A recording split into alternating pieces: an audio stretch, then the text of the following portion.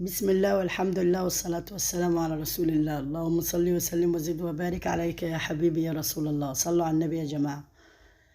النهاردة إن شاء الله بإذن الله حبيت أشارككم الأجواء ده هي معايا كده، وأنا عارفة إن أنتوا بتحبوا التغيير طبعا وبتحبوا الجو اللي كله بهجة وفرح وسعادة إن شاء الله بإذن الله تعالى. ربنا يسعدكم ويفرحكم جميعا بإذن الله.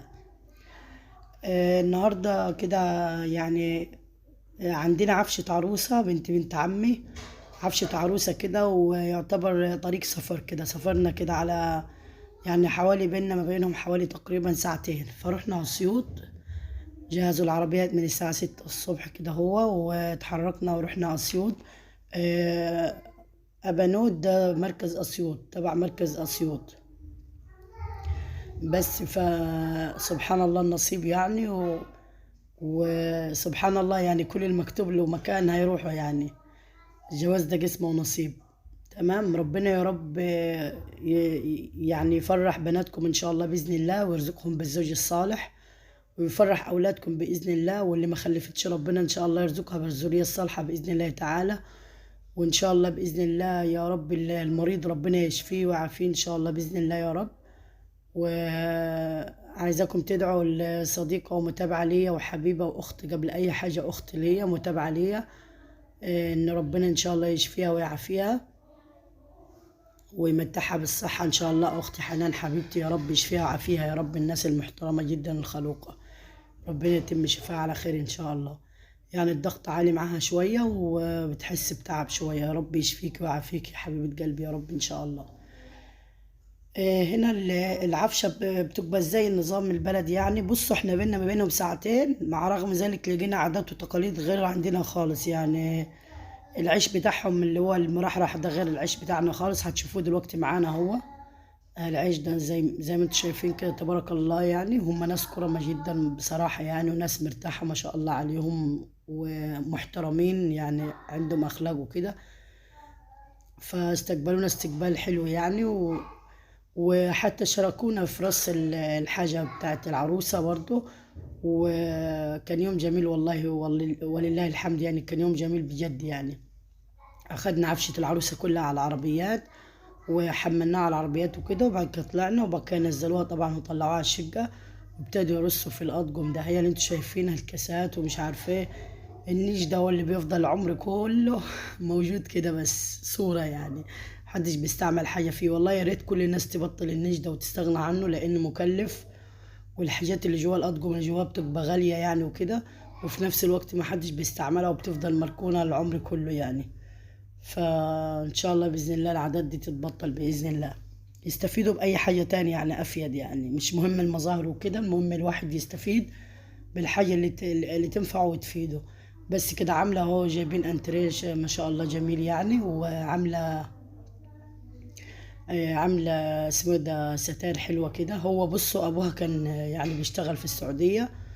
وبعد كده هو العريس ده هو صاحبه كده، فقال له فيش عندك عروسة وكده وعندك ايه البنات سنهم وكده. راح قال له كذا كذا. فسبحان الله وتعالى ربنا وفق.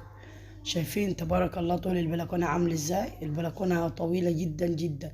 البيت على النصيتين يعني، على بلكونتين و... ويعني الموقع بتاعه حلو كده، واخد شمس كده من جميع النواحي، وحلو البيت ما شاء الله. بس كده. بصوا هنا جايبة الغسالة العادية، وجايبة اللي هي فوق الأوتوماتيك، وجايبة الفرن، جايبة حاجات كتير والله تبارك الله يعني. اتفاجأنا بالحاجات اللي هي جايباها. مالية التربو الخزين ده عندنا أساسي، لازم تجيب الحاجات بتاعت التربو اللي هو المكرونات والرز والشعرية والحاجات دي كلها اللي بتستخدمها في البيت يعني. بس طبعا وإيه، ثانية كده أعمل لكم التليفون بس صامت. وجايبة البرسيل والصابون والمعطر وكل حاجة يعني. جايبة زي يقول مستلزمات البيت كلها. جايبة الزيت وجايبة البهارات، والبهارات بجميع أنواعها، وجايبة مشروبات سخنة، وجايبة الكبريت، وجايبة مرقة الدجاج، ومش عارفة ايه العادات اللي عندنا يعني اللي الناس كلها بتعملها. بس هنا جايبة السجان بتاعة الفرن اللي بتعمل فيها الكحك والحاجات. وجايبة المقارص اللي هي بتاعة العيش، مع ان هم مش بيعملوا عيش الشمسي، بس هي مش هتستغنى عنه يعني. بس وجايبة المجارس والسجان، وفي حاجة تاني كجاب والغرابين اللي هي بتاعت الدقيق وكده اللي بيحللوا بيها. وهنا التلاجة باقي الحاجة لسه ما اتفرشتش، لأن احنا في اليوم ده هنمشي، وبعد كده هيجي مرة تاني عشان يفرشوا باقي الحاجة، والتلاجة والغسالة ومش عارف ايه والسجاد وكل ده. طبعا ما ينفعش في الهيصة بتاعت العيال دي كلها، عايز يوم لوحده. هو جايب شاشة وبرضه هي جايبة شاشة. وتبارك الله يعني على الشقة حلوة وكده ما شاء الله يعني. دخلنا برضو على المطبخ، جايبة حاجات كتير والله، وجايبة كوبايات وحاجات كتير حلوة. وهنا دي غرفة الأطفال، لا أنا دي غرفة النوم. دي غرفة النوم يا بنات. برضو هما بصراحة يعني شاركونا في رص الفوط والحاجات دي عشان ينجزوا، عشان احنا يعتبر جايين من سفر، عشان نلحق نروح، لأن معانا يعني ناس كتير كانت وكده، وكله عايز يروح يشوف المصالح بتاعته، والبلد بعيدة. فهم دخلوا شاركونا في كل حاجة يعني. بناتهم بسم الله ما شاء الله زي العسل، وناس محترمة والله خالص. أنا اتبسطت جدا بصراحة من المقابلة يعني. انا اكتر حاجه اركز عليها يعني مش العفشه والحاجات دي، كله ده كل واحد يعني الله يهنيه بحاجته. اركز على الناس، يعني الناس هل كويسه تستقبلك كويس. هي دي يعني الناس بصراحه يعني. المثل بيقول لك لاقيني ولا تغديني يعني بصراحه يعني. بشوشين جدا وضحكوا وهزار يعني، اتبسطت خالص منهم والله. ده هم مصممين قالوا لازم لازم، ما احنا حبيناك بصراحة، ولازم تيجي في الدخلة يعني يوم الخميس. فانا بصراحة لسه مش عارفة، وام العروسة برضو مصممة. بس البلد بعيدة يعني، البلد بعيدة بصراحة، وتعبت خالص في السفر ده يعني. الولاد طبعا صوتهم ما تشغلوش بالكم، تعبيني والله، ربنا يهديهم، صاحيين بيهزروا ويلعبوا باللعب وكده. بس فلا هم حرام يعني، من ناحية الغدا قاموا بالواجب والزيادة، والكنزات والشاي والعصير. الناس كرمة بصراحة يعني. ربما حد يسمعنا من أهل أسيوط يعني، يا جماعة والله ناس بسم الله ما شاء الله يعني. بقول لكم إن أنتوا ناس محترمة وعرسنا من فوق. هنا كان خلاص يعني، أنا بصور تصوير سريع كده. هو شوفوا ما شاء الله المطبخ جميل خالص، بس اللزق كان النجار لزق اللزق على المطبخ قبل ما ينشف. شايفين عمل علامات إزاي؟ فقلت لهم هاتوا الملمع بتاع الخشب ويعملوا بيه يعني. المية ما تنفعش ولا الكلام ده، لازم ملمع خشب عشان يشيل الحاجات دي يعني.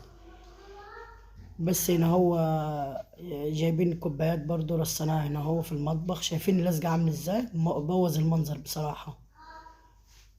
وجابت برضو حتى الأطقم بتاعت الحلل دي بتاعت المكن اسمها، بتاعت زمان دي بيجيبوها عشان خاطر في ناس كتير لسه متمسكة بالعادات دي. بس والله بيني ما بينكم هي بتنفع في أفراح، بتنفع في حاجة.